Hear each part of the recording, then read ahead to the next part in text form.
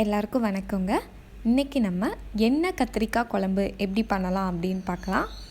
அதுக்கு முன்னாடி நீங்கள் நம்ம சேனலை ஃபஸ்ட் டைம் பார்க்குறதா இருந்தால் கலாஸ் கிச்சனுக்கு சப்ஸ்கிரைப் பண்ணுங்கள்.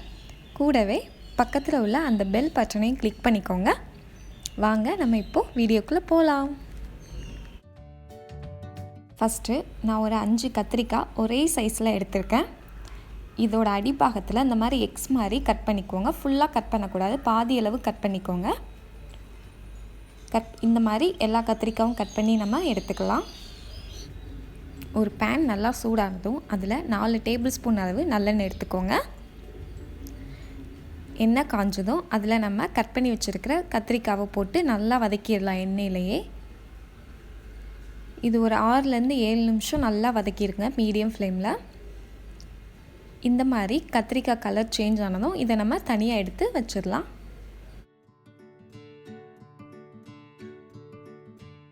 இப்போது அதே எண்ணெயில் நம்ம குழம்பு பண்ண ஸ்டார்ட் பண்ணிடலாம். 1/2 டீஸ்பூன் சீரகம், 1/2 டீஸ்பூன் கடுகு, 1/2 டீஸ்பூன் வெந்தயம் போட்டு நல்லா தாளிச்சுக்கோங்க. நான் 6-7 பல் பூண்டு கட் பண்ணியிருக்கேன், அதையும் சேர்த்து ஒரு 1 நிமிஷம் பூண்டை மீடியம் ஃப்ளேமில் நல்லா வதக்கிக்கோங்க.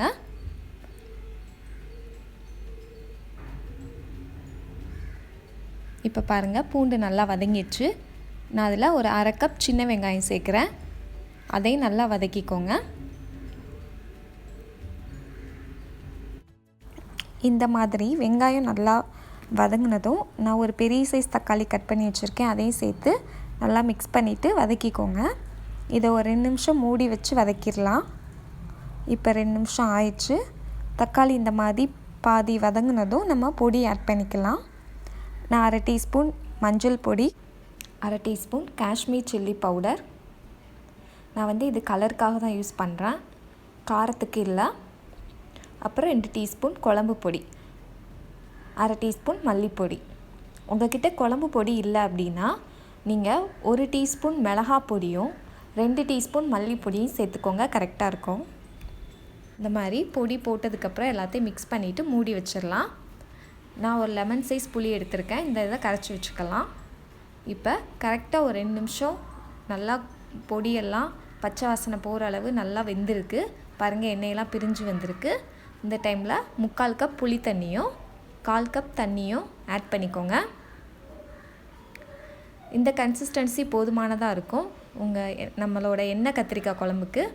இப்போது தேவையான அளவு உப்பு போட்டு அதையும் நல்லா மிக்ஸ் பண்ணிக்கோங்க.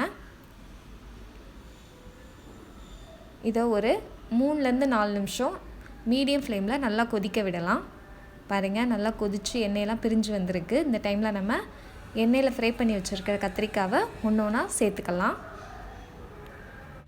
இப்போ எல்லா கத்திரிக்காயும் சேர்த்ததுக்கப்புறம் கத்திரிக்காயும் குழம்பும் சேர்ந்து நல்லா கொதிக்கணும். அதை ஒரு 3 நிமிஷம் மீடியம் டு லோ ஃப்ளேமில் மூடி வச்சுருங்க. இப்போ பாருங்கள், கரெக்டாக 3 நிமிஷம் ஆகிருக்கு. நல்லா கெட்டியாகி எண்ணெயெல்லாம் பிரிஞ்சு வந்திருக்கு. நமக்கு எண்ணெய் கத்திரிக்காய் குழம்பு ரெடி ஆயிடுச்சு. கண்டிப்பாக நீங்கள் இதை செஞ்சு பார்த்துட்டு எப்படி இருக்குன்னு சொல்லுங்கள். உங்களுக்கு இந்த வீடியோ பிடிச்சிருந்ததுன்னா உங்களோட ஃப்ரெண்ட்ஸ்க்கும் ஷேர் பண்ணுங்கள். தேங்க்யூ.